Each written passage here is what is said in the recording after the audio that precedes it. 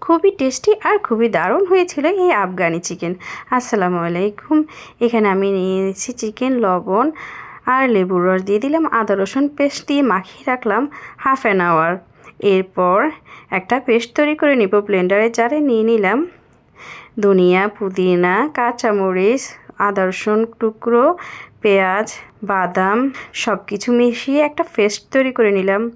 আর এখানে টক দই দিয়ে দিলাম কিছুটা পেস্ট, চটপটি মশলা, গরম মশলা, কাঁচুরি মেথি দিয়ে মাখিয়ে নিলাম। এরপর চিকেনেও কিছুটা আফগানি পেস্ট দিয়ে দিলাম।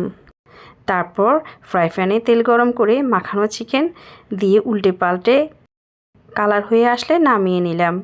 এরপর একটা কড়াইয়ে দিয়ে দিলাম তেল, দিয়ে দিলাম গরম মশলা, দিয়ে দিলাম আফগানি পেস্ট। ভালো করে কষিয়ে চিকেনগুলো দিয়ে কষিয়ে নিলাম। এরপর ঢেকে দিলাম। প্রায় 15 থেকে 20 মিনিটের মধ্যে হয়ে গেল আমার মজাদার টেস্টি আফগানি চিকেন। খুবই দারুণ হয়েছিল। একটু ভিন্ন স্বাদ আর ভিন্ন তৈরির প্রসেসের কারণে স্বাদটাও ভিন্নতা লেগেছিল। সবাই খুবই পছন্দ করেছিল। ধন্যবাদ।